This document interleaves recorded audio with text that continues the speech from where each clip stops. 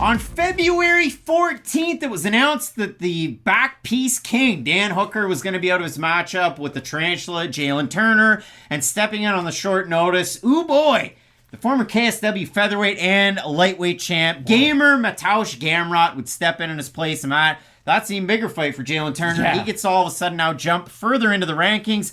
Gamrot at number 7, Turner at number 10, and we have an amazing fight in this one because for Jalin Turner, I mean, yeah, did he lose to Vicente Luque years ago? Yeah. Did he lose to Matt Frivola? Sure he did. But if you look at it for Turner, he's won 5 fight straights, all 5 finishes, Kulibao, Brock Weaver, Uros Medic, Jamie Mullerkey, and Brad Riddell very, very quickly his last time out. Turner's picked up some bonus money, and now he gets to take on a big name who's still at the top of his game, 21-2. And if you're looking for Gamrot, his last time out, UFC 280, takes on a guy who was just forever away. It was Beneil Dariush, and in that one, competitive fight, Gamrot wins the first round. That was an amazing fight. Yeah, Gamrot wins the first round, Dariush wins the second round, and the third round, well, it's an overhand left with a minute 30 left. Shows up. Dariush drops him, but what does Gamrot do? Does a backflip and then goes right back in for a takedown. So crazy to see that. It sounded like 2 metal baseball bats hit each other. The resolve there from Gamrot in that matchup. And if you look at it from Gamrot, you talk about resolve. Just the UFC. Forget about KSW where most of his career is taken part.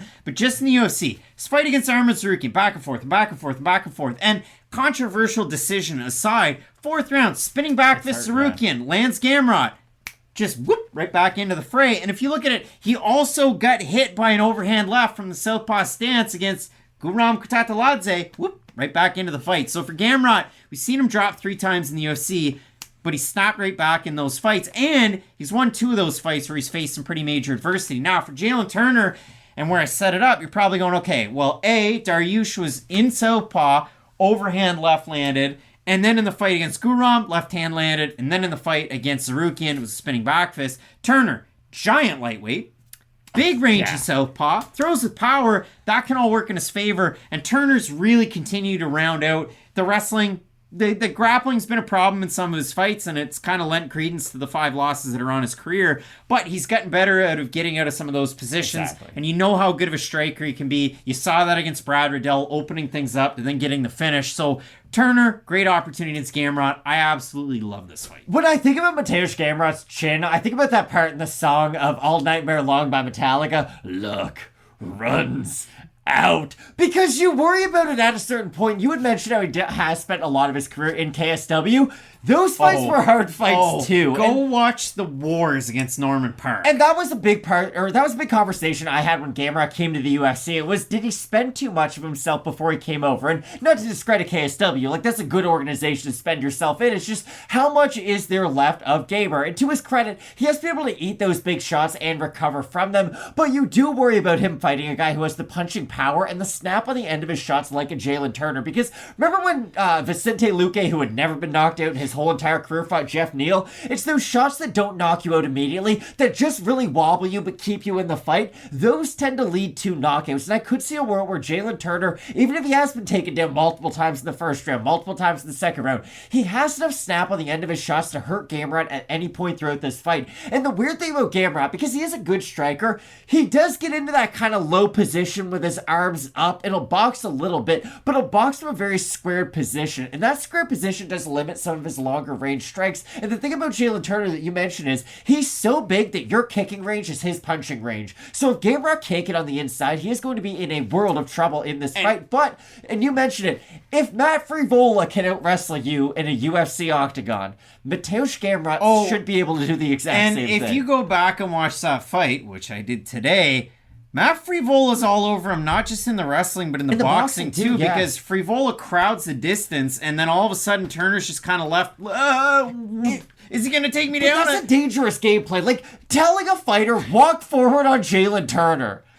Like, I guess, sure, look what happened to Brad Riddell. He tried that, got wobbled and destroyed. Like, it's a very difficult game plan to have, but I agree with you. Frivola, forever overlooked. But it's like what they say when you're pitching to a power hitter. You gotta throw on the inside, not the outside, but then get all the extension on their shots. So, when Mateusz Gamrot was fighting against Norman Park for the first time in 2017, Jalin Turner lost to Richard Leroy on the regional scene. Jenkins. Yeah, I was thinking of like Oscar Leroy from Corner Oh, Gas, okay, that Jackass. works, But when I do look at this one for Gamrot, Matt, you know the lineage. He was an ADCC European champ in 2014 and 2019. He was a Brazilian Jiu-Jitsu black belt. He was a wrestling champ when he was a much younger man, or as Billy Joel would say, when he wore younger man's clothes. Exactly. But when you look at this one, 5 inches of height and 6.5 inches of reach to Jalin Turner, and one guy's a former KSW featherweight champ. Now, he was lightweight, featherweight, lightweight. Gamrot isn't like a small lightweight Jalin by any Turner would have means. to cut off his leg to make that. Jalen Turner is a big lightweight. So it really is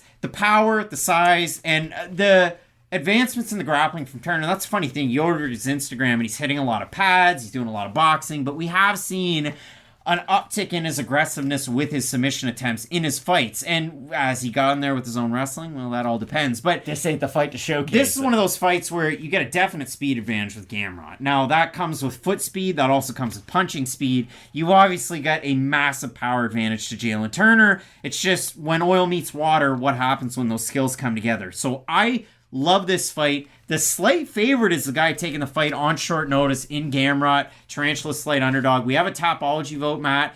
Surprised us as it is to you. I don't even know where to set the over-under. I feel like the fans are going to go with Turner, so I'm going to say over-under 66% Turner. Under, and I will give my final prediction and the reasoning behind it in a sec. 75% Mateusz Gamrot, 72% by decision for the 25% that have Turner, 45% by knockout. Did everybody watch the Frivola fight? Probably, but also, I don't put a ton of stock into this, but it's a good sign. Gamrot trains at American Top Team, one of the best gyms in the world. But if you want to break it down even further, we can say that a lot. He trains at a good gym. But who do they train with?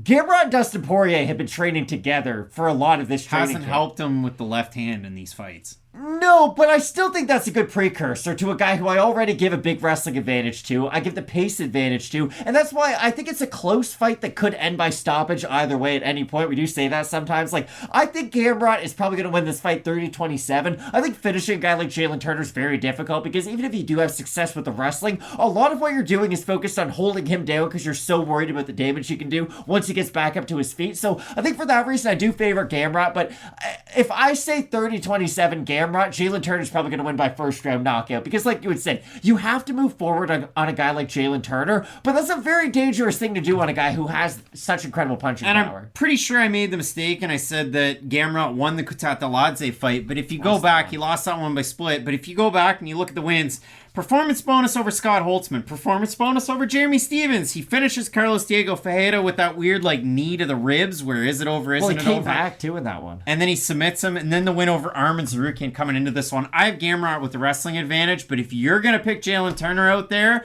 you are a very astute person, and I'd like to hear from you down below in the comments section. We love to hear from you guys down below. You keep that conversation going into fight night. We're going to cover this one on the sidekick, and maybe I'll do a little bit of mouthful, that KO edition Poirier's hot sauce for this one, because you mentioned the Southpaw in that respect. Some big-time fights in this card, Matt. Hands of Steel, Jeff Neal's taking on the Nomad, Shavkat Rakhmonov in the next fight. You're not going to want to miss it. Keep it locked in with Fight Night Picks, as we always say. Let's get into it.